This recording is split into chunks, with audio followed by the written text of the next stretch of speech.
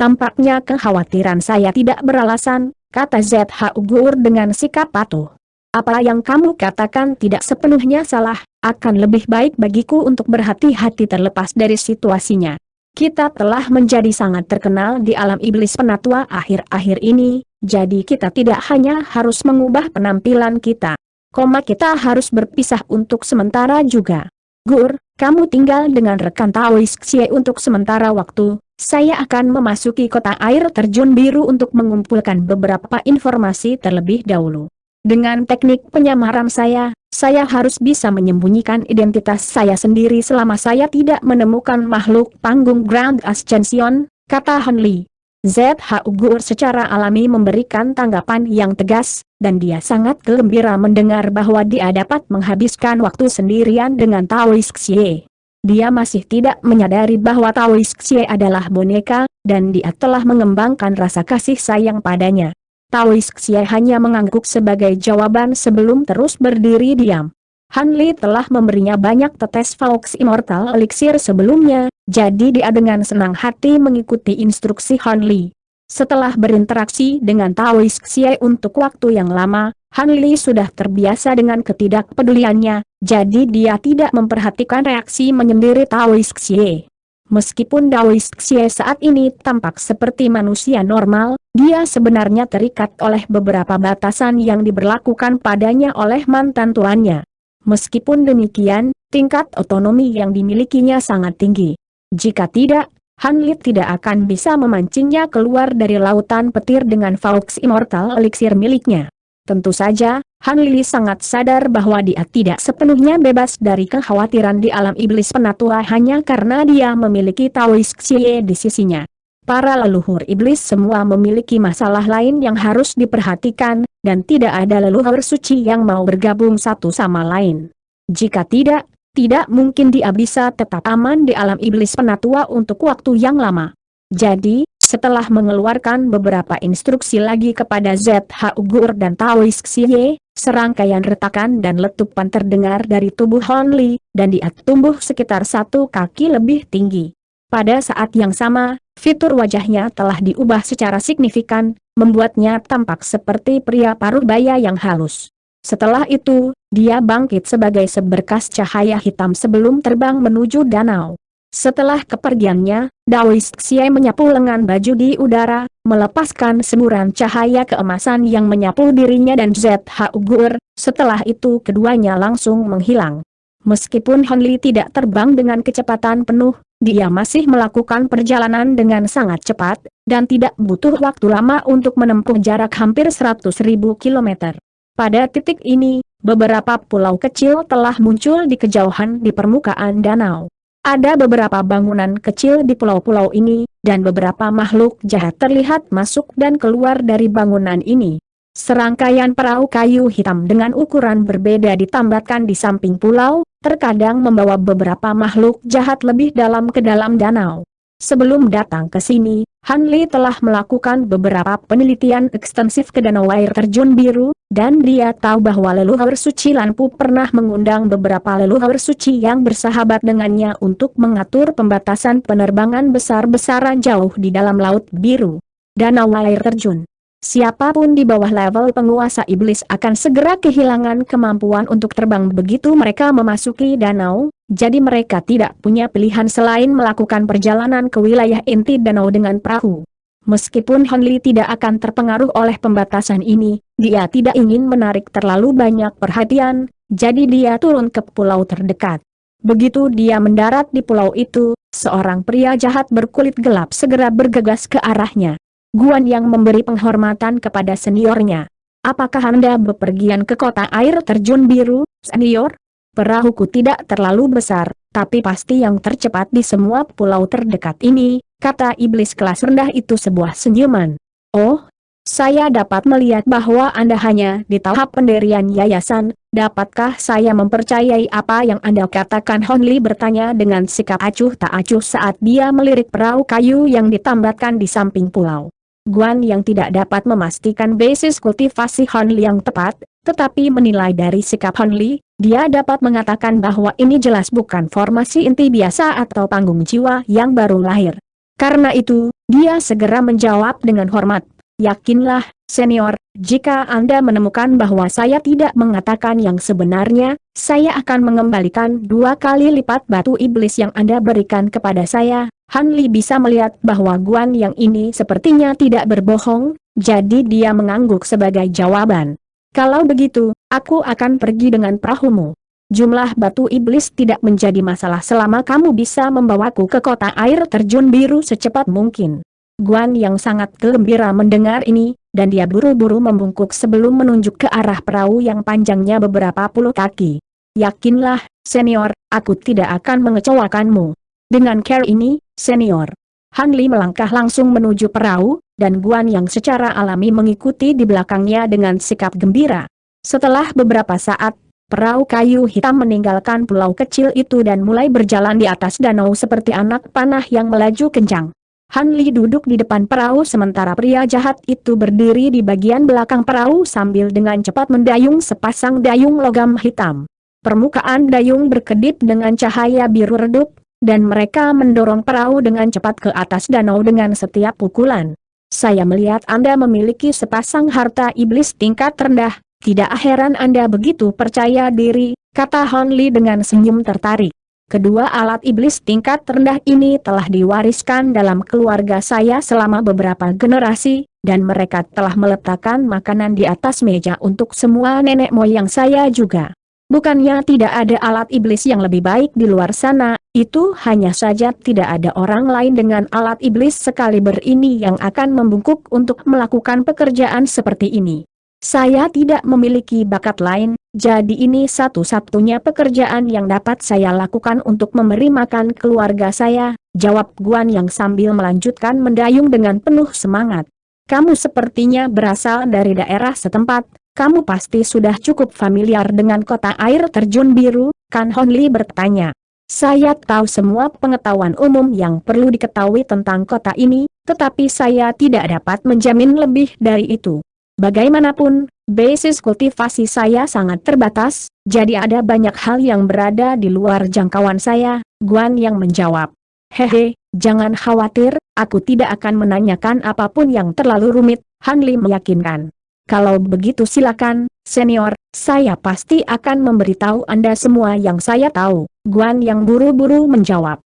Saya ingin tahu di mana Blood Toad Rice bisa dibeli dari kota air terjun biru. Saya yakin tidak akan tersedia di toko biasa, bukan? Han Li bertanya. Hehe, jadi kamu juga di sini untuk membeli Blood Toad Rice. Kamu sudah menanyakan orang yang tepat, senior. Apa kamu hanya ingin membeli 1 atau 2 potong atau kamu ingin membeli Blood Toad Rice dalam jumlah besar? Guan yang bertanya saat sedikit kegembiraan muncul di wajahnya. Apakah keadaan berubah tergantung pada kuantitas yang ingin saya beli? Han Li bertanya sambil alisnya sedikit berkerut. Jika kamu hanya mencari dalam jumlah kecil, maka kamu dapat membeli Blood Toad Rice dari beberapa toko yang ditunjuk di kota. Namun, toko-toko ini hanya menjual kepada manuladi atau di atas tahap transformasi dewa, dan setiap orang hanya dapat membeli 2 potongan pada satu waktu. Jika orang yang sama ingin membeli lebih dari itu, maka mereka harus tinggal di kota air terjun biru selama setahun sebelum mereka akan diizinkan untuk membeli lebih banyak. Atau, ada beberapa jalan bawah tanah yang melaluinya lebih banyak beras gigi darah bisa dibeli, tapi standar kualitasnya mungkin agak kurang jika dibandingkan, jelas Guan Yang. Bagaimana jika saya ingin membeli dalam jumlah banyak dan hanya mencari beras gigi darah dengan kualitas terbaik? Han Li bertanya. Saya khawatir tidak akan mungkin untuk memenuhi kedua kondisi tersebut sekaligus. Kota ini memiliki peraturan yang sangat ketat seputar beras gigi darah premium, jadi sangat sedikit yang akan dijual kepada orang luar, jawab Guan yang dengan sedikit canggung kira. Saya sangat menyadarinya. Jika saya bisa membeli nasi gigi darah premium di tempat lain, maka saya tidak akan datang ke danau air terjun biru. Namun, saya yakin tidak ada yang mustahil di dunia ini selama harga yang ditawarkan tepat, kata Han Li. Saya khawatir saya tidak dapat membantu Anda di sini, senior. Mungkin Anda bisa bertanya di sekitar kota untuk melihat apakah ada orang lain yang bisa mengatur ini, jawab Guan yang dengan senyum mesam. Han Li hanya mengangguk sebagai jawaban sebelum perlahan menutup matanya, Sementara Guan yang terus mendayung dengan penuh semangat saat perahu kecil itu melaju menuju pusat danau air terjun biru. 4 jam kemudian, sebuah titik hitam muncul di kejauhan, dan saat perahu mendekatinya, titik itu semakin membesar sebelum menampakkan dirinya sebagai sebuah pulau besar. Cahaya biru melintas di mata Hon Li, dan dia dapat segera memastikan bahwa sebuah kota besar telah dibangun di perbatasan pulau. Tembok kota dibangun dari batu biru raksasa dan tingginya beberapa ratus kaki. Ada penjaga iblis bersenjata yang berdiri di atas tembok, dan semuanya tampak tidak berbeda dibandingkan dengan kota iblis pada umumnya. Tepat di depan adalah gerbang kota besar, di depannya berdiri sekelompok penjaga iblis yang memegang tombak. Guan yang menambatkan kapalnya di pantai dekat gerbang kota, lalu menemani Hon Li ke gerbang.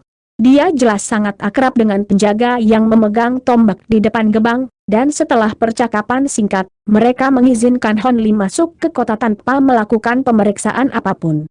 Hon Li berdiri di gerbang kota dan menilai deretan bangunan teratur di dekatnya sebelum melemparkan beberapa batu iblis kelas menengah ke Guan Yang. "Terima kasih atas kemurahan hati Anda, Senior." Guan Yang segera berkata dengan rasa terima kasih.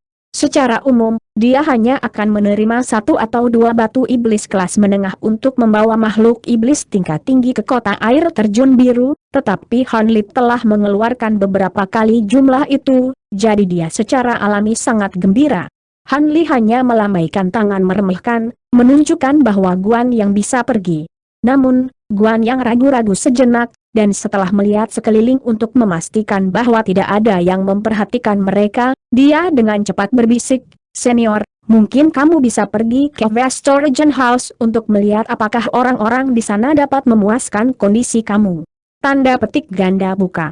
Setelah itu, Guan Yang buru-buru membungkuk hormat dan pergi sebelum Hon Li bisa mengajukan pertanyaan. "Rumah asal luas," Hon Li bergumam pada dirinya sendiri saat senyum tipis muncul di wajahnya.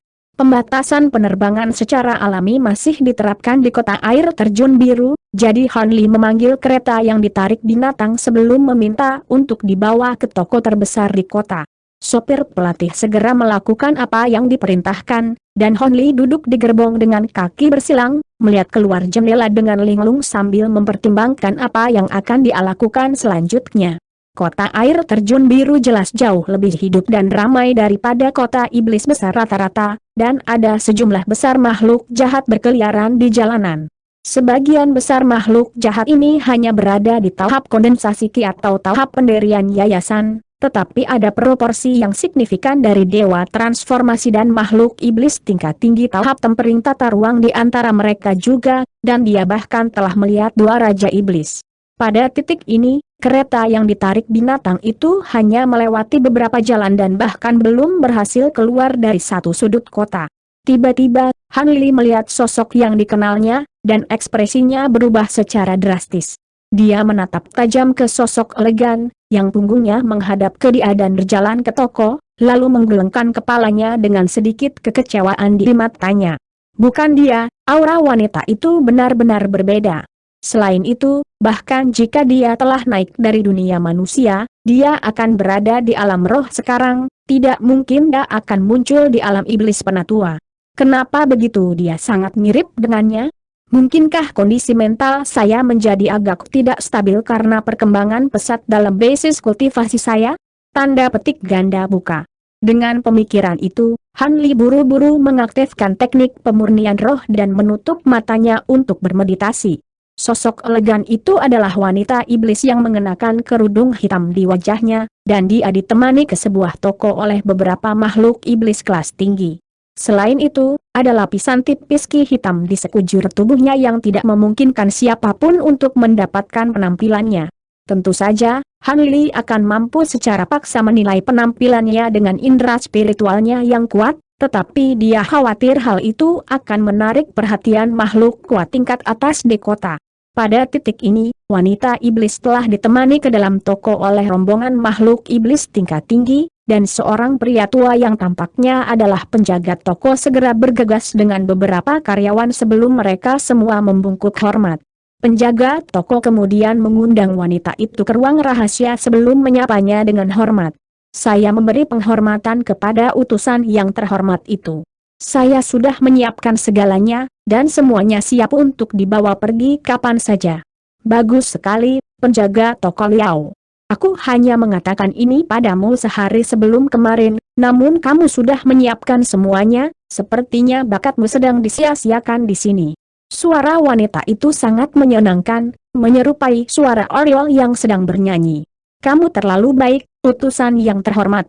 Aku hanya melakukan apa yang diperintahkan. Penjaga toko Liao buru-buru menjawab dengan senyum menjilat. Si Huo, pergi dan ambil semua barangnya, kata wanita itu kepada seorang pria bertanduk setan di sampingnya. Ya, Nyonya Muda 7 pria iblis itu memberikan tanggapan tegas sebelum mengikuti salah satu karyawan keluar ruangan. Setelah itu, wanita itu hanya duduk diam di kursinya. Pria tua dan makhluk iblis tingkat tinggi semuanya berdiri dengan hormat di ruangan dalam keheningan juga. Setelah sekitar 15 menit berlalu, pria dan karyawan jahat itu kembali ke kamar sebelum memberitahu wanita itu bahwa semuanya telah dikumpulkan. Wanita itu mengangguk sebagai jawaban sebelum tiba-tiba bertanya, sudah berapa lama Anda bekerja di toko ini, penjaga toko Liao? Hati pemilik toko Liao bergerak sedikit setelah mendengar ini, dan dia buru-buru menjawab, saya telah bekerja di toko ini sejak saya dipindahkan ke sini sekitar 200 tahun yang lalu. 200 tahun? Itu waktu yang cukup lama, aku yakin kamu sudah menghabiskan banyak uang di kantongmu selama ini. Penjaga toko Liao ngeri mendengar ini. Apakah ada semacam kesalahpahaman, utusan yang terhormat? Saya selalu mengelola toko ini dengan rajin dan tidak pernah melakukan pelanggaran apapun. Anda tidak bisa membuat klaim seperti itu tanpa bukti. Akulah yang akan memutuskan apakah Anda telah melakukan pelanggaran atau tidak. Muksi, tunjukkan buktinya, kata wanita itu dengan senyum dingin sebelum tiba-tiba menunjuk ke salah satu karyawan yang menemani pemilik toko. Ya, Nyonya Muda 7. Kuantitas dan harga jual saham, serta semua mitra dagang toko selama hampir 20 tahun terakhir, semuanya telah dicatat di sini untuk pemeriksaan Anda. Karyawan tersebut adalah seorang pria muda yang tampaknya berusia sekitar 16 hingga 17 tahun, dan dia segera mengeluarkan buku akun hitam saat dia melangkah maju dengan sikap hormat. Wajah penjaga toko Liao langsung berubah pucat pasi saat melihat ini. Wanita itu menarik buku akun ke dalam genggamannya sebelum menilai dengan cermat. Seperti yang diharapkan, ini berbeda dengan buku rekening yang Anda berikan kepada saya tempo hari. Anda sudah begitu banyak menggelapkan, dan ini hanya dalam kurun waktu kurang dari 20 tahun, apa yang Anda katakan untuk diri Anda sendiri? Muksi, beraninya kamu mengumpulkan semua bukti palsu ini untuk memberatkanku. Nyonya Muda 7, dia memiliki dendam pribadi terhadapku, jadi buku rekening itu pasti palsu. Aku akan tahu apakah itu palsu atau tidak setelah aku menggunakan teknik pencarian jiwa padamu. Jika itu nyata, maka kamu bisa mati tanpa ada yang bisa disalahkan, dan jika itu palsu, aku akan membunuhnya untuk membalaskan dendammu. Wanita itu berkata dengan senyum tipis, tetapi kata-katanya membuat penjaga toko Liao merasa seolah-olah dia telah diceburkan ke dalam lubang es. Tiba-tiba, pria tua itu mengeluarkan tangisan putus asa saat dia menyapu lengan baju di udara, langsung menghasilkan jimat kuning di tengah semburan ki hitam yang memenuhi ruangan. Dia dengan panik melambaikan jimat, di mana tubuhnya tiba-tiba mulai tenggelam ke tanah. Untuk berpikir bahwa hanya tahap formasi inti yang berani memainkan trik kecil ini di hadapanku, pria iblis bernama Si Huo terkekeh dingin sebelum tiba-tiba membuat gerakan menyambar. Angin menderu langsung menyapu seluruh ruangan untuk membubarkan ki hitam, dan pada saat yang sama, tubuh penjaga toko Liao benar-benar tidak bisa bergerak. Jadi, dia terjebak dengan setengah tubuhnya di tanah. Tolong ampuni aku, Nyonya Muda 7. Aku akan mengembalikan semua yang telah aku gelapkan, penjaga toko Liao berteriak dengan ekspresi ngeri dan putus asa. Wanita itu menghela nafas sebelum menjentikan jarinya ke udara, dan seberkas cahaya hitam melesat sebelum menembus gelabelanya. Pada saat yang sama, Si Huo menarik tangannya, dan tubuh pemilik toko itu jatuh ke tanah. Sayang sekali Anda telah menggelapkan terlalu banyak dan sudah menjual semuanya. Jika tidak, saya tidak akan menentang untuk menyelamatkan hidup Anda. Muksi, Anda adalah penjaga toko di sini mulai hari ini dan seterusnya. Si Huo, hati-hati tubuh, kita masih memiliki beberapa toko lagi untuk dikunjungi, kata wanita itu sebelum bangkit dan keluar ruangan dengan tenang. Muxi segera berlutut untuk mengungkapkan rasa terima kasihnya dengan cara yang gembira, sementara Si Ho membuka mulutnya untuk mengeluarkan semburan api iblis hitam yang langsung membakar tubuh pria tua itu menjadi abu sebelum juga pergi. Titik. Ini toko terbesar di seluruh kota Hanli, bertanya dengan alis berkerut saat dia menilai pavilion yang sedikit bobrok di hadapannya. Ada sebuah plakat besar di atas pintu yang bertuliskan Pavilion Pelangi. Pavilion Pelangi ini mungkin tidak terlalu penting, tapi ini pasti toko terbesar dan tertua di kota, senior, jawab Seng supir dengan percaya diri. Baiklah, saya akan melihat ke dalam. Hanli masih agak skeptis, tapi dia mengeluarkan beberapa batu iblis kepada pengemudi kereta sebelum berjalan menuju pavilion. Begitu dia memasuki pavilion, dia mendeteksi sedikit fluktuasi spasial yang lemah, diikuti oleh aula besar dengan luas beberapa hektar muncul di hadapannya. Oh, jadi ini adalah ruang sumi kecil yang dibuat menggunakan harta benda iblis spasial. Sepertinya supir bis itu tidak berbohong. Hanli merenung saat dia memeriksa sekelilingnya dengan cara yang tertarik. Aula besar itu dibagi menjadi dua bagian yang jelas, salah satunya sama dengan toko biasa dengan deretan rak batu dan konter, di atasnya ditempatkan semua jenis harta dan bahan. Di belakang setiap bagian dari konter yang panjangnya sekitar 100 kaki berdiri seorang petugas wanita muda dan cantik, dan ada sekitar selusin makhluk jahat yang membeli barang-barang yang berbeda di dekat konter sementara pelayan wanita menawarkan bantuan jika diperlukan. Adapun setengah dari aula lainnya, itu tersembunyi di balik penghalang cahaya biru, dan ada dua karyawan berjubah biru berdiri di pintu masuk penghalang cahaya. Ada juga beberapa rak di luar penghalang, di atasnya ditempatkan beberapa harta yang jelas jauh lebih berharga daripada yang di luar.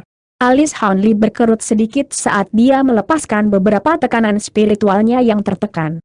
Meskipun dia hanya melepaskan aura tahap tempering tata ruang, semua orang di aula masih segera mendeteksi kehadirannya dan menoleh ke arahnya dengan kekaguman dan penghormatan di mata mereka.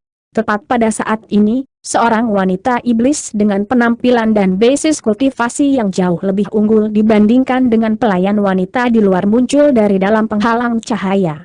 Dia tampak berusia sekitar 23 hingga 24 tahun, dan jubah brokatnya semakin menonjolkan kecantikannya.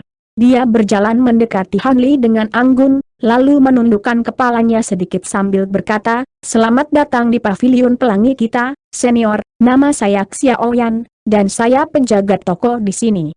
Apakah ada sesuatu? Saya dapat membantu Anda." Tanda petik ganda buka.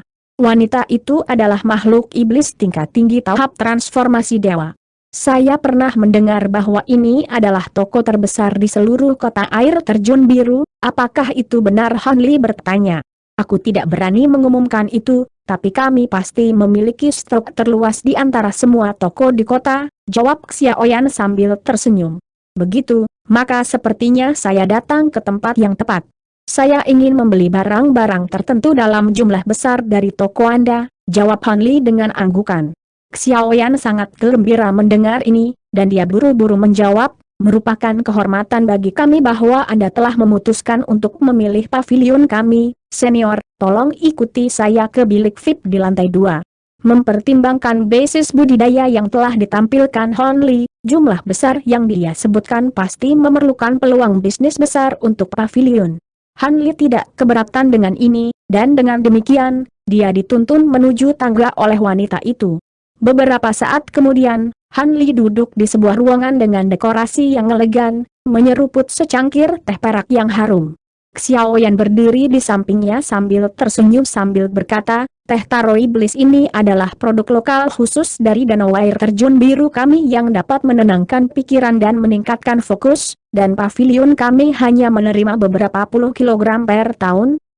Jadi ini kelezatan yang cukup langka." Tanda petik ganda buka. Ini memang teh yang luar biasa, tetapi kemanjurannya hampir tidak berarti bagi orang-orang yang merupakan basis kultivasi saya, kata Hanli dengan sikap acuh tak acuh. Tentu saja, itu hanya yang diharapkan. Bolehkah saya bertanya barang apa yang Anda cari, senior? Selama pavilion kami memilikinya, kami pasti akan memenuhi kebutuhan Anda dengan yang terbaik dari kemampuan kami, Xiaoyan berkata sambil tersenyum. Logam iblis asing dan nasi gigi darah, Han Li menjawab dengan cara yang sangat ringkas. Ekspresi Xiaoyan tetap tidak berubah setelah mendengar item pertama, tetapi ekspresinya sedikit berubah saat penyebutan item kedua, dan dia tiba-tiba terdiam. Apakah ada masalah? Han Li bertanya. Sejujurnya, asing defilis metal cukup mudah untuk diatur. Ini bahan yang langka, tapi kita memiliki banyak stok di gudang kita, jadi aku bisa mengantarmu untuk melihatnya segera. Sedangkan untuk Blood to Rise, itu agak sulit untuk datang, Xiaoyan menjawab dengan sikap yang sedikit canggung. Sebelum datang ke sini, saya pernah mendengar bahwa kota air terjun biru memiliki peraturan yang sangat ketat tentang beras gigi darah, dan seseorang hanya dapat membeli 2 potong per tahun, tapi tentunya pavilion Excalibur ini akan memiliki beberapa jalan alternatif yang dapat digunakan, kata Han Li sambil mengangkat alis. Tampaknya Anda sama sekali tidak terbiasa dengan produksi beras gigi darah di daerah ini, senior, kata Xiaoyan sambil tersenyum mesam. Aku baru saja datang ke sini, jadi aku memang tidak begitu paham dengan semuanya. Bisakah kamu menjelaskan situasinya kepadaku? Han Li bertanya. Ini bukan masalah rahasia, jadi saya pasti bisa mengungkapkan informasi itu kepada Anda. Tidak berlebihan untuk mengatakan bahwa pavilion pelangi kami akan bisa mendapatkan sejumlah besar harta atau materi lain, tetapi Blood to Rise diatur langsung oleh Manor Chuan Kota, dan kami hanya dapat menerima sejumlah tertentu dari Manor Chuan Kota per tahun. Toko kami mungkin salah satu yang terbesar di kota, tetapi kami benar-benar tidak memiliki banyak persediaan beras gigi darah. Selain itu, penjualan beras gigi darah harus didaftarkan sesuai dengan kediaman Chuan Kota, dan pemeriksaan ketat dilakukan setiap tahun, jelas Xiaoyan. Jadi itu berarti tidak ada ruang untuk negosiasi sama sekali? Han Li bertanya sambil alisnya sedikit berkerut. Xiaoyan ragu-ragu sejenak sebelum menjawab, maafkan saya yang tulus, tapi itu memang di luar kemampuan saya.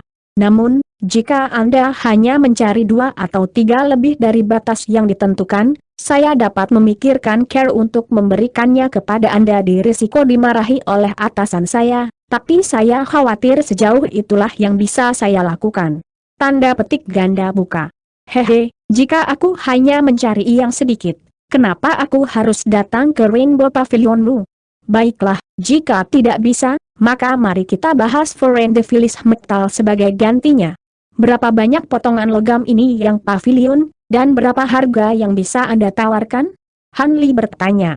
Kami kebetulan menerima batch baru metal Defilis asing beberapa hari yang lalu, jadi kami memiliki ratusan keping di gudang kami. Berapa banyak yang Anda butuhkan, senior? Jika Anda ingin membeli dalam jumlah besar, saya dapat menawarkan Anda harga yang sangat bagus, Xiaoyan menjawab dengan percaya diri. Bawakan semuanya padaku, jawab Han Li tanpa ekspresi. Xiaoyan tidak bisa membantu tetapi menarik napas tajam setelah mendengar ini. Semuanya? Apakah saya mendengarnya dengan benar? Apa menurutmu aku bercanda? Rekan Taois Han Li bertanya saat matanya sedikit menyipit. Xiaoyan menahan kegembiraan di dalam hatinya saat dia menjawab, aku tidak akan berani memikirkan itu. Mohon tunggu sebentar, senior, aku akan meminta seseorang untuk membawa semua metal asing defilis kami kepadamu untuk diperiksa. Han Li hanya mengangguk dengan senyum tipis sebelum terdiam. Titik. Tak lama kemudian, Han Li ditemani langsung keluar dari pavilion pelangi oleh Xiaoyan. Dia kemudian memanggil gerbong yang ditarik binatang buas lainnya sebelum menginstruksikan pengemudi gerbong untuk membawanya ke toko besar lainnya. Dengan demikian, Han Li mengunjungi 6 toko besar berturut-turut dan membersihkan hampir seluruh stok metal iblis asing mereka, tetapi dia telah menabrak dinding ketika sampai pada Blood to Rise. Semua toko besar ini telah menyatakan ketidakmampuan untuk menjual nasi gigi darah dalam jumlah besar kepadanya, tapi dia tidak berkecil hati sedikit pun dengan ini. Malam itu, dia memesan kamar di sebuah penginapan, dan keesokan paginya, dia melanjutkan mengunjungi toko-toko di kota air terjun biru. Namun, pada kesempatan ini, dia mengunjungi semua toko berukuran sedang. Karena itu, dia tinggal di kota air terjun biru selama 7 hari dan mengunjungi hampir semua toko di kota, membeli logam iblis asing dalam jumlah besar selama proses tersebut. Logam iblis asing dalam jumlah besar secara alami membutuhkan harga astronomi, tetapi ini hanya merupakan sebagian kecil dari kekayaan Hon Li yang sangat besar. Namun, bahkan setelah membeli begitu banyak metal defilis asing, dia tidak menemukan satupun yang mengandung salah satu dari manik-manik kristal misterius itu, dan menjadi sangat kecewa. Namun, dia tidak menyerah dan terus membeli metal defilis asing dari toko lain di kota. Adapun Blood to Rice, dia bahkan tidak repot-repot menyebutkannya ke toko-toko kecil dan menengah.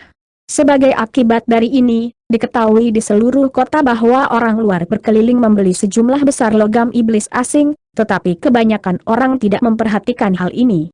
Dengan popularitas kota air terjun biru dan jumlah makhluk jahat yang mengunjungi kota, kejadian seperti itu jauh dari kejadian langka. Namun, ada beberapa orang yang tertarik dengan berita ini.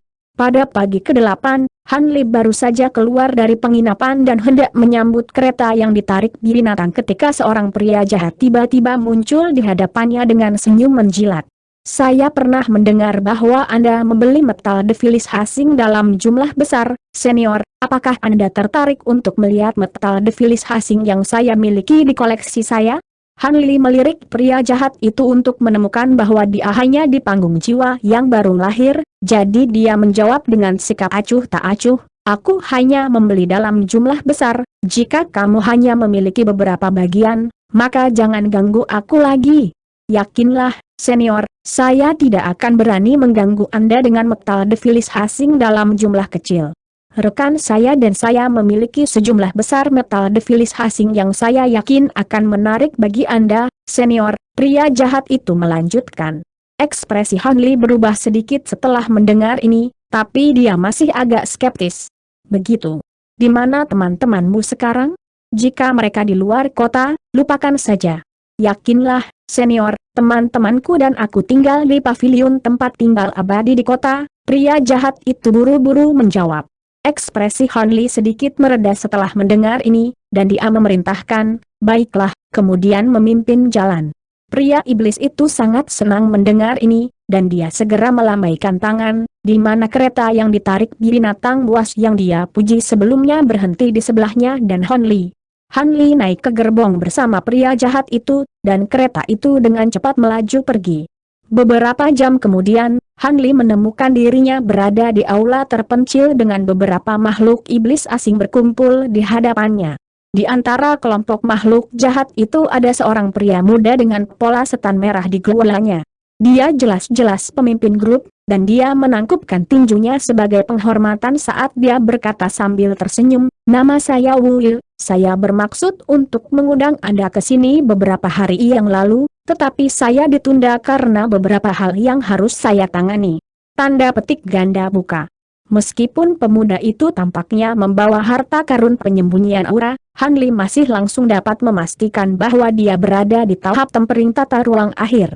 Semua orang di grup selain dia hanya berada di tahap transformasi dewa, dan kebanyakan dari mereka berada di tahap transformasi dewa awal. Kudengar kamu memiliki foreign defilis metal dalam jumlah besar, apakah itu benar? Han Li langsung melanjutkan pengejaran begitu dia dan Wu Yu berdua duduk. Tentu saja. Kalau tidak, saya tidak akan mengundang Anda ke sini, rekan Taois, jawab Wu Yu sambil tersenyum. Begitu.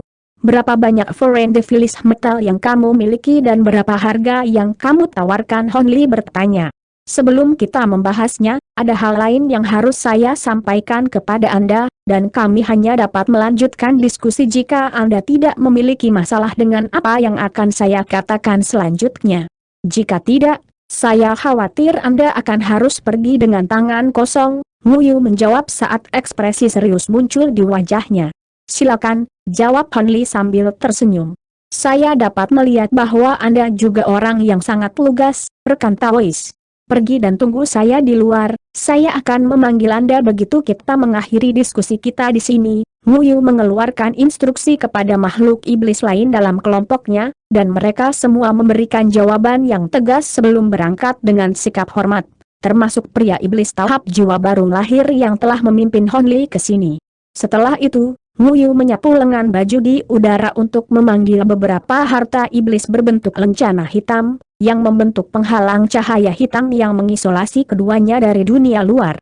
Ekspresi Han Li berubah sedikit setelah melihat ini, dan dia menjadi lebih tertarik untuk mendengar apa yang Wu Yu katakan. Jelas bahwa ini adalah masalah yang cukup penting.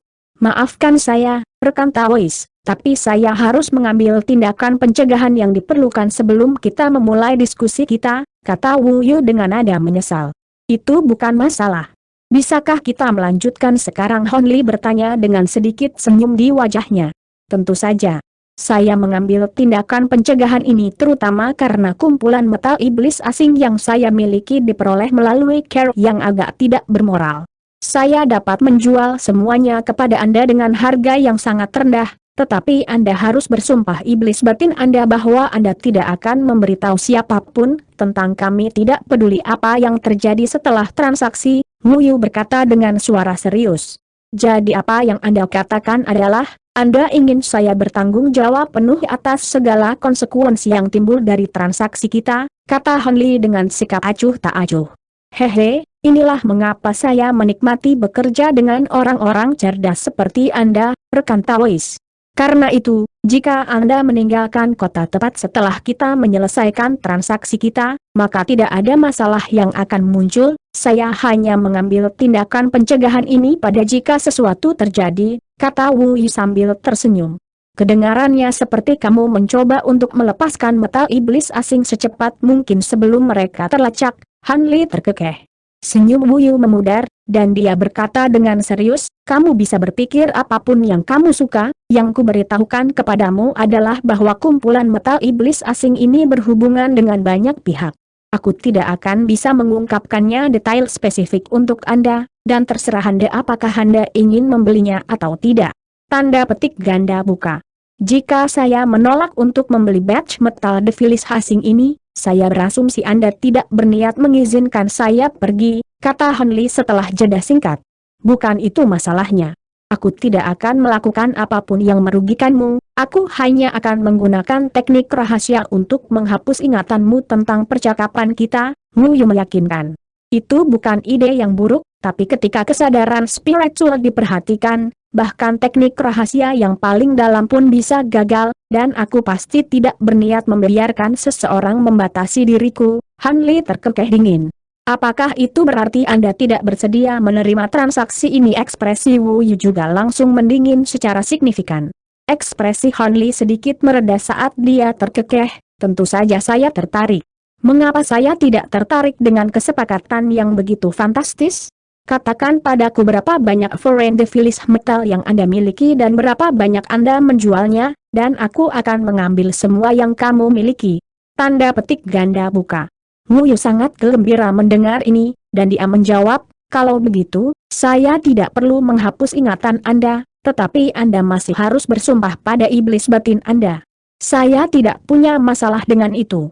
Namun, mari kita bahas syarat-syarat transaksinya dulu. Saya mungkin tidak mau menerimanya jika Anda tidak memiliki cukup foreign devilis metal untuk menarik minat saya, kata Han Li. Apakah 2000 keping metal devilis asing cukup untuk menarik minat Anda? Wu Yu akhirnya mengungkapkan jumlah metal devilis asing yang dimilikinya. 2000. Meskipun Han Li sudah siap mental, dia masih cukup terkejut mendengar jumlah yang begitu besar.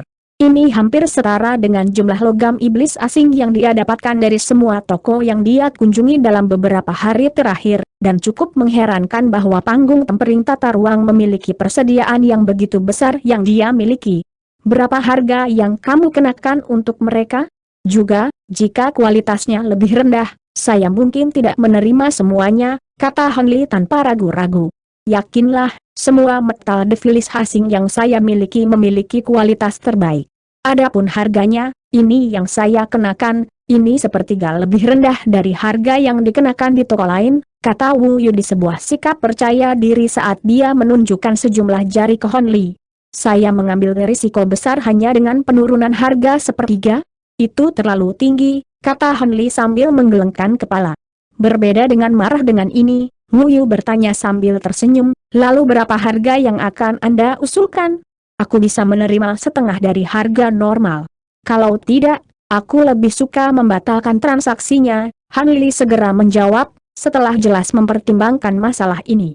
Yang mengejutkan Han Li, Wu Yu hanya mempertimbangkan ini sebentar sebelum mengangguk sebagai jawaban. Baiklah, setengah harga normal, kalau begitu. Selama kamu bersumpah pada iblis batinmu, harga itu tidak akan menjadi masalah.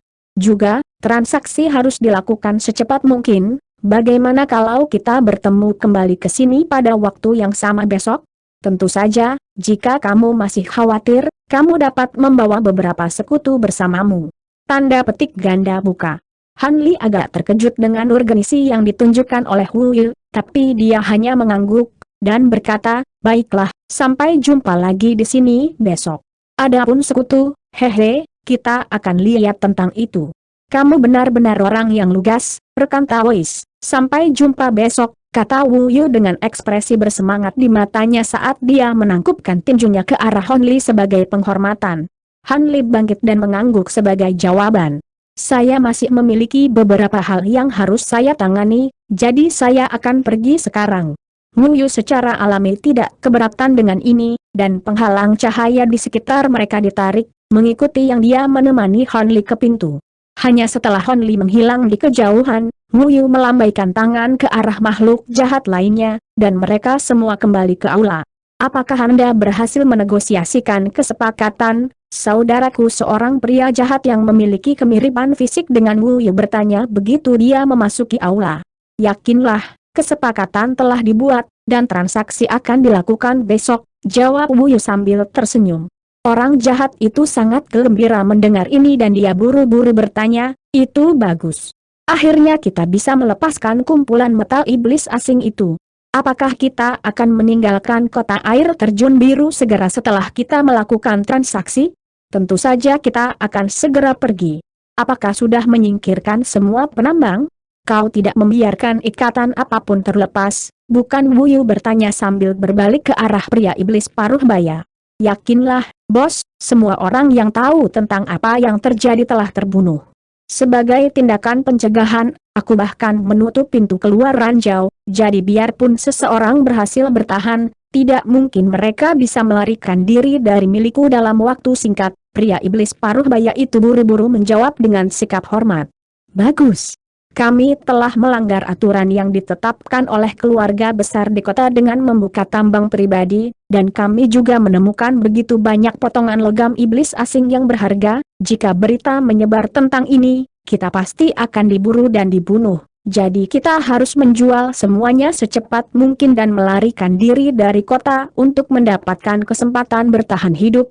Wu Yu menghela nafas prihatin. Tapi bos, kenapa kita tidak mengambil metal iblis asing dan menjualnya di tempat lain daripada mengambil resiko dengan menjualnya di sini? Kita akan bisa menjual logam dengan harga lebih tinggi di tempat lain juga, kata seorang wanita jahat dengan marah.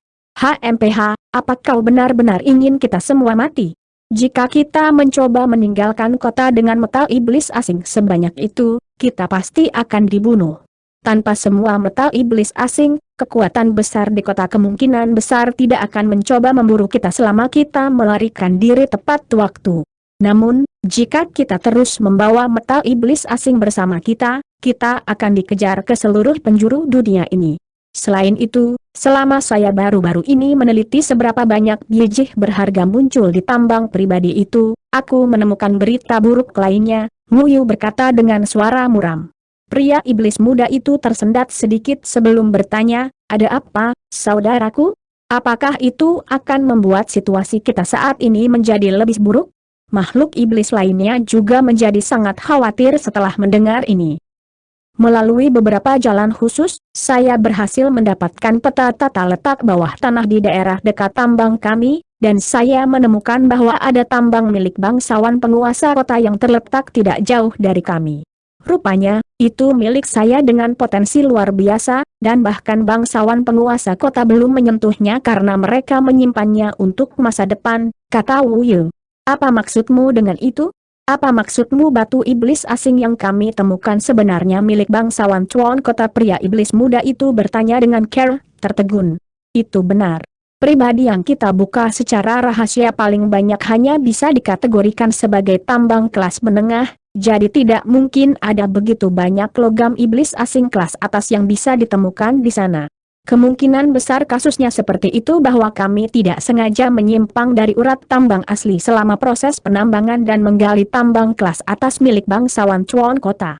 Peristiwa serupa pernah terjadi di masa lalu, hanya saja kami cukup beruntung bahwa tambang pribadi kami sudah lama tidak diperhatikan oleh penjaga istana Chuan Kota, kata Wu Yu. Wajah suram muncul di wajah semua orang setelah mendengar ini. Rumah Chuan Kota memiliki leluhur suci lampu sebagai pendukungnya, jadi tidak diragukan lagi itu adalah kekuatan utama dari seluruh danau air terjun biru.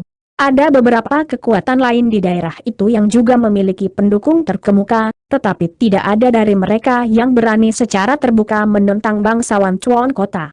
Mereka hanya sekelompok makhluk tata ruang dan tahap transformasi dewa, jadi pasti akan berakibat fatal bagi mereka untuk menimbulkan kemarahan dari pembangkit tenaga listrik yang tangguh. Wanita iblis yang telah mengusulkan untuk melarikan diri dari kota dengan Metal Devilis Hasing telah benar-benar meninggalkan idenya setelah mendengar ini.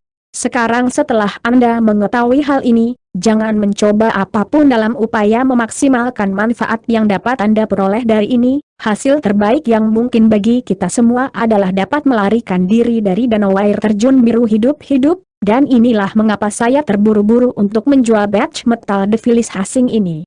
Meskipun saya menjualnya dengan harga yang sangat murah, itu masih akan memberi kita sejumlah besar batu iblis, yang bisa menjadi potensi penyelamatan jiwa kartu truf untuk kita. Tentu saja, jika kita semua bisa selamat dari cobaan ini, aku akan membagi batu iblis dengan semua orang, kata Wu Yu dengan nada hati-hati dalam suaranya. Ekspresi semua orang sedikit berkurang setelah mendengar ini, dan mereka semua memberikan tanggapan yang tegas. Adapun pertukaran yang dijadwalkan berlangsung keesokan harinya, tidak ada yang terlalu khawatir tentang itu.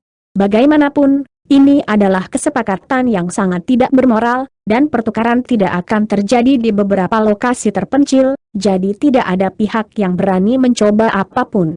Jika mereka menarik perhatian kekuatan besar lainnya, maka kedua belah pihak akan berada dalam masalah besar. Meski begitu, Wu Yu masih menyiapkan beberapa tindakan pencegahan, yang dia perintahkan untuk disiapkan oleh bawahannya. Setiap orang secara alami tidak keberatan dengan ini, dan mereka semua berangkat dari aula untuk menyelesaikan tugas yang telah diberikan kepada mereka. Pada titik ini, Han Li sudah berada di gerbong yang ditarik binatang yang sedang melakukan perjalanan menuju gerbang kota timur. Beberapa jam kemudian, kereta yang ditarik binatang melakukan perjalanan keluar dari gerbang kota, lalu berlari di sepanjang jalan batu untuk waktu yang lama sebelum berhenti di samping hutan yang rimbun. Begitu kereta berhenti, Han Li muncul dari dalamnya, lalu mengarahkan pandangannya ke arah hutan. Di tepi hutan ada jalan kecil berliku yang mengarah lebih dalam ke semak belukar. Han Li kemudian mengalihkan perhatiannya ke sebuah pohon besar di samping jalan setapak kecil, dan dia menemukan bahwa ada tanda kayu kuning yang tampak biasa saja yang dipaku di batang pohon, dan kata-kata rumah asal yang luas tertulis di tanda di tinta hitam. Senyum tipis muncul di wajah Han Li saat melihat ini, dan dia mulai berjalan menyusuri jalan setapak menuju hutan. Setelah berjalan beberapa ratus kaki, dia berbelok beberapa sudut dan menghilang dari pandangan. Tepat pada saat ini, seorang pria tua berjubah abu-abu tinggi dan lebar muncul di depan. Pria itu memiliki kulit merah menyala dan mata yang sangat panjang dan kurus. Dia saat ini benar-benar asik dengan buku kuno dengan sampul perak yang dia pegang di tangannya sambil bersandar di pohon. Han Li menyapu kesadaran spiritualnya ke arah lelaki tua itu untuk menemukan bahwa dia hanyalah seorang kultivator transformasi dewa, dan alisnya sedikit berkerut saat dia melanjutkan perjalanan. Saat dia melewati pria tua itu, dia melepaskan aura spasial tempering stage sejenak sebelum berjalan melewati pria tua itu bahkan tanpa menoleh. Selama waktu ini, lelaki tua itu terus membaca buku di tangannya, seolah-olah dia benar-benar terpesona olehnya. Namun, saat Han Li berbelok di sudut dan menghilang dari pandangan, pria tua berjubah abu-abu itu dengan cepat mengangkat kepalanya, dan keringat dingin membasahi wajahnya. Tekanan spiritual yang sangat kuat. Orang itu bukan makhluk tahap tempering tata ruang biasa, aku harus memberitahu semua orang untuk memberinya jalan ke rumah asal yang luas. Pria tua itu bergumam pada dirinya sendiri sebelum dengan cepat menuliskan sesuatu ke sampulnya buku kuno dengan jari. Beberapa rune hitam muncul, lalu menghilang ke sampul perak buku dalam sekejap. Setelah itu, tubuh lelaki tua itu kabur, dan dia langsung menghilang dari bawah pohon di tengah kilatan cahaya hijau. Titik. Tak lama kemudian, Han Li mengikuti jalan setapak dan tiba di paviliun berlantai 5 yang terletak di tengah hutan. Seluruh paviliun dibangun dari sejenis kayu putih, dan fakta bahwa material kayu ini berwarna agak kuning karena usia merupakan indikasi bahwa paviliun ini telah ada sejak lama. Ada seorang wanita muda berjubah hijau yang saat ini berdiri di depan paviliun. Dia tampak berusia sekitar 15-16 tahun, dan sepertinya adalah seorang pelayan. Begitu Han Li muncul, dia segera berjalan ke arahnya dengan care, tidak tergesa-gesa, lalu mengulurkan hormat dengan hormat. Xier memberi hormat kepada seniornya. Silakan ikut denganku, Nyonya muda, kami sedang menunggumu di atas. Nyonya muda? Saya tidak berpikir bahwa pemilik Westorgen House adalah seorang wanita.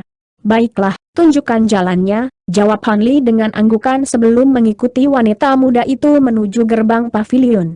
Begitu dia memasuki paviliun, dia diserang oleh rasa dingin yang tidak bisa dijelaskan yang hampir membuatnya bergidik, tetapi dia mampu menghilangkan perasaan itu setelah mengedarkan kekuatan sihirnya ke seluruh tubuhnya.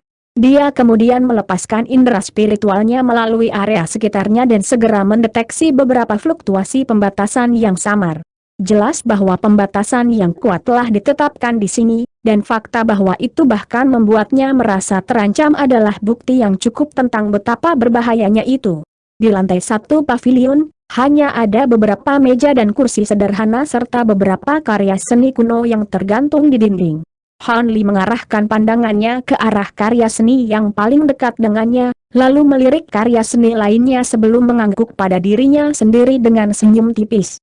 Keempat karya seni masing-masing menggambarkan cermin tembaga berkarat, pedang panjang biru yang berkedip dengan cahaya dingin, tombak emas yang berkilauan, dan lencana hitam-hitam, yang semuanya sangat nyata dan realistis. Sedikit kejutan melintas di mata Xier saat melihat ini. Apakah Anda sudah memperhatikan sesuatu, senior? Sungguh luar biasa bahwa Anda dapat menemukan rahasia yang tersembunyi di dalam 4 karya seni ini dalam waktu yang begitu singkat. Mata Anda yang tajam sudah cukup untuk menempati peringkat 100 teratas di antara semua pelanggan untuk menginjakan kaki di Westorgen House kami. Tanda petik ganda buka. Hanya 100 teratas, Han Li bertanya dengan sikap acuh tak acuh.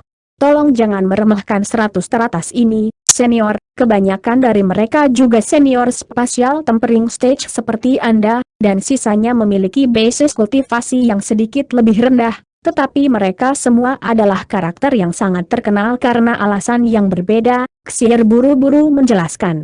Hehe, jika seseorang percaya bahwa ini hanya karya seni biasa, kemungkinan besar mereka akan binasa cepat atau lambat ketika mereka memasuki batasan ini.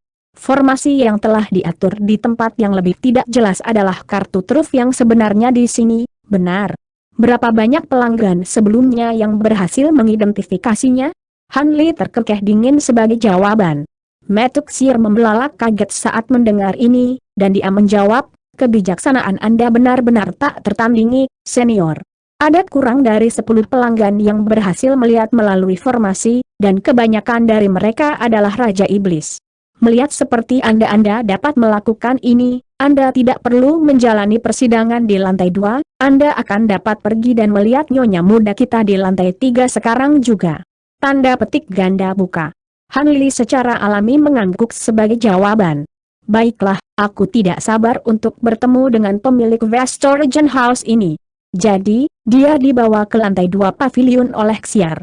Setup pada level ini sedikit berbeda, selain set meja dan kursi sederhana, ada pot dengan warna berbeda berserakan di sekitar ruangan, di dalamnya ditanam banyak tanaman roh dan bunga roh yang tidak dikenal. Di depan pot ini berdiri seorang wanita jahat dengan kepala berambut abu-abu, tapi dengan satu set fitur yang sangat muda. Wanita itu saat ini membawa botol giok biru, dari dalamnya aliran mata air jernih mengalir keluar ke tanaman merah tua. Bibi ZHU, ini adalah senior yang ingin dilihat Nyonya Muda hari ini.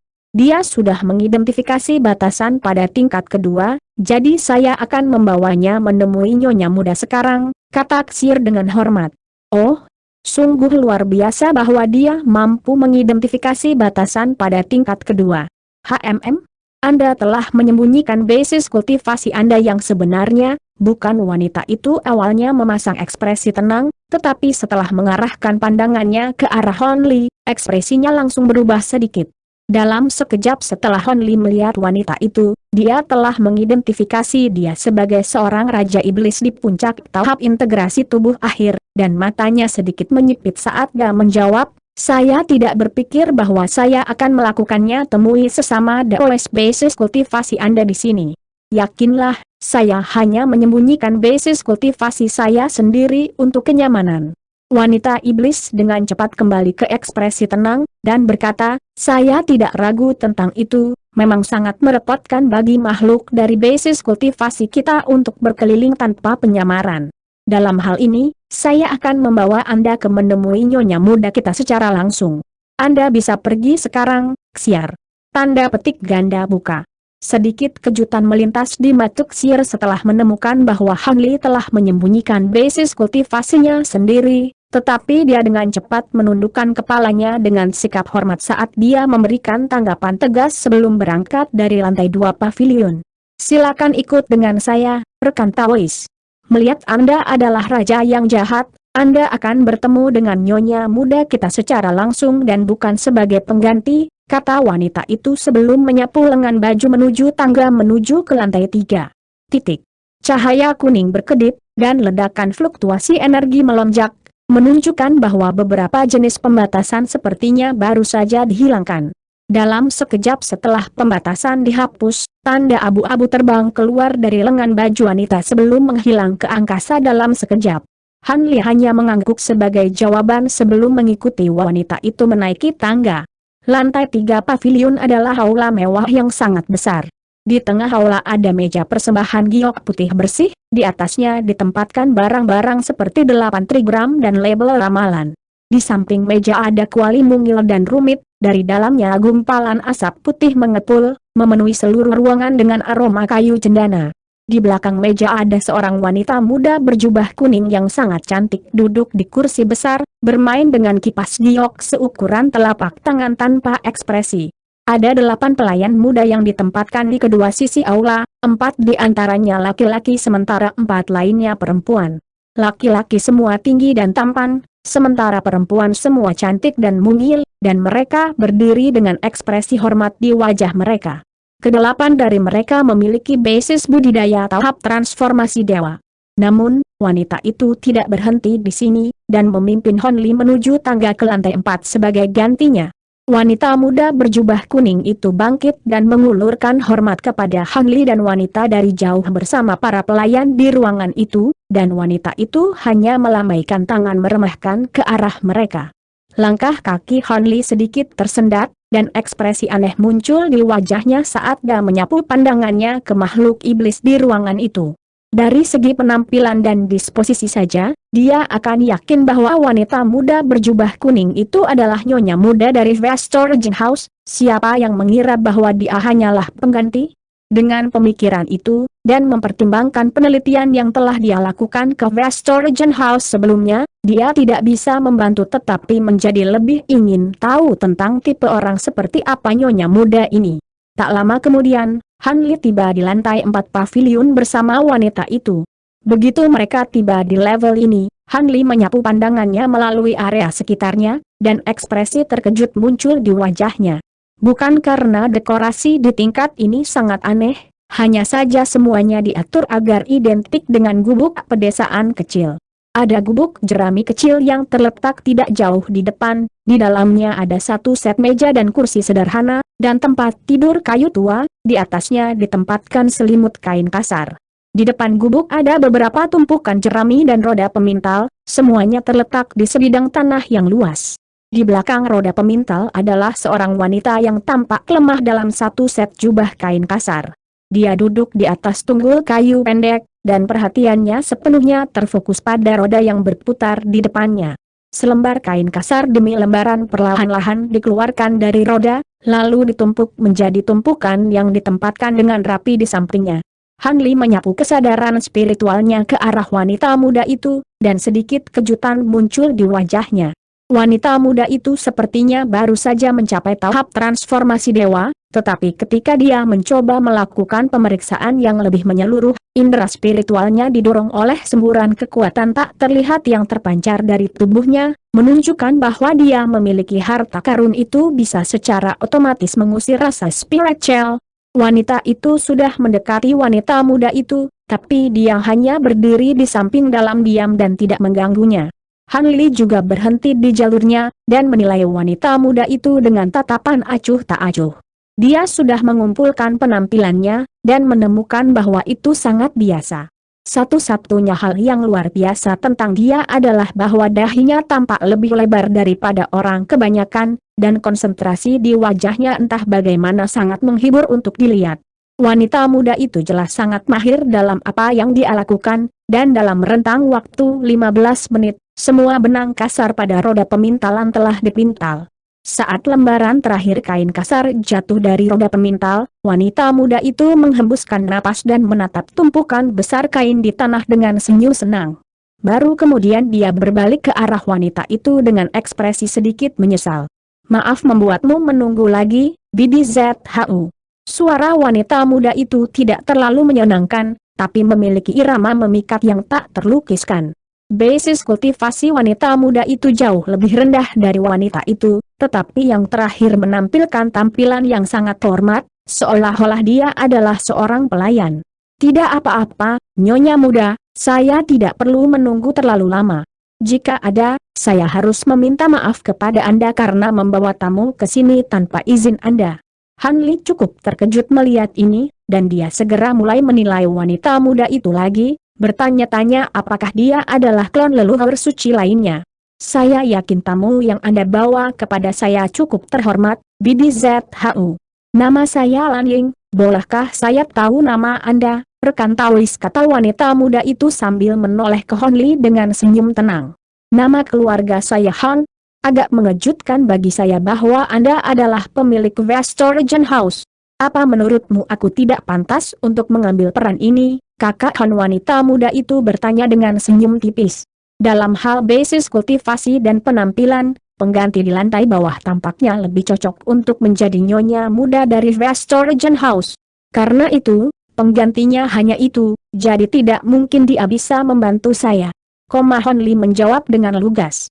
"Sejujurnya, pelayanku di lantai 3 tidak hanya di sana untuk pertunjukan, dia bisa memenuhi kebutuhan beberapa pelanggan normal, tapi dia akan keluar dari kedalamannya ketika datang ke tamu dari basis kultivasi Anda," jawab wanita muda itu.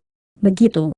Aku berasumsi sebagian besar tamu yang mengunjungi Westorgen House dilayani oleh pelayanmu itu," kata Han Li dengan senyum tipis. "Aku melakukan ini karena perlu. Lagi pula, dia cukup untuk mengurus tamu biasa, dan tidak banyak tamu yang bisa memenuhi kriteria yang disyaratkan untuk melihatku. Kau hanya tamu ketiga yang pernah kulihat tahun ini, Saudara Han. Silakan duduk, dan kami akan membahas alasan Anda datang ke sini untuk hari ini. Selama Anda bersedia menawarkan harga yang memadai, kami pasti akan memenuhi kebutuhan Anda." "Anak muda," kata wanita itu sambil mengundang Han Li untuk duduk. Han Li melihat sekeliling sebelum membuat gerakan menarik kursi ke arahnya sebelum mengambil tempat duduk di seberang wanita muda itu. "Saya yakin Anda telah melakukan beberapa penelitian ke rumah asal luas kami, tetapi sebagai formalitas, saya harus memberitahu Anda tentang peraturan di sini. Saya harap Anda tidak keberatan, Saudara Han," kata wanita muda itu. "Aku baru saja tiba di danau air terjun biru, jadi aku sebenarnya tidak tahu banyak tentang rumah asal luasmu. Alangkah baiknya jika kamu bisa memberitahuku tentang tempat ini," jawab Han Li dengan sikap acuh tak acuh. "Rumah asal kami yang luas sebenarnya tidak secara langsung memenuhi kebutuhan para tamu kami. Sebaliknya, kami hanya bertanggung jawab untuk memberikan informasi. Kami telah beroperasi sangat lama, dan saya tidak berani menyatakan bahwa kami tahu semua yang terjadi di alam suci kita, tapi saya berani mengatakan kita tahu sebagian besar rahasia penting di dunia. Selain itu, semua pemilik masa lalu rumah asal luas kita sangat mahir dalam ramalan, jadi bahkan jika kita tidak memiliki informasi tentang materi pelajaran tertentu, kami dapat melakukan ramalan untuk mengetahui beberapa informasi yang relevan. Namun, menggunakan teknik ramalan akan memperpendek umur seseorang, jadi harga itu secara alami akan sangat mahal. Secara umum, Vestorian House kami tidak akan secara aktif mendorong tamu untuk memilih rute ramalan. Selain itu, terlepas dari itu tentang jawaban yang Anda peroleh dari Vestorian House kami, Anda tidak boleh mengungkapkannya kepada orang lain. Jika tidak, Anda akan masuk daftar hitam dan tidak akan diterima lagi di sini. Aturan lainnya agak tidak penting, dan saya yakin Anda tidak akan sengaja melanggarnya. Nah, apakah Anda punya pertanyaan? Rekan Taois wanita muda itu bertanya dengan tenang. Alis Hanli berkerut sedikit setelah mendengar ini, tetapi ekspresinya dengan cepat kembali normal saat dia menjawab, apa yang kamu katakan kepadaku cocok dengan apa yang sudah saya ketahui tentang tempat ini. Saya punya satu pertanyaan, berapa banyak tamu yang telah mengunjungi Vestorian House? Anda pergi dengan jawaban yang memuaskan. Tanda petik ganda buka. Ekspresi bangga muncul di wajah Lan Ying saat dia menjawab, saya tidak tahu terlalu banyak tentang masa lalu, tetapi sejak saya mengambil alih kendali di sini, kami bahkan tidak memiliki satupun pelanggan yang kecewa. Han Li cukup terkejut dengan jawaban ini, tetapi ekspresinya tetap tidak berubah saat dia mengangguk sebagai jawaban. Begitukah? Itu membuat saya sangat percaya diri untuk mendengarnya. Melihat keraguan dan kekhawatiran Anda telah dihapus, Anda dapat memberitahu saya apa yang ingin Anda ketahui sekarang. Harga informasi akan ditentukan berdasarkan seberapa berharganya, kata Lan Ying dengan ekspresi serius. Saya ingin tahu di mana saya bisa mendapatkan premium blowout rice dalam jumlah besar dalam satu transaksi di kota air terjun biru, jawab Han Li tanpa ragu-ragu. Ekspresi Lan Ying sedikit mereda setelah mendengar ini, dan dia tersenyum saat berkata, hehe, begitu. Apakah ada yang aneh dengan permintaan ini? Han Li bertanya. Bukan itu masalahnya.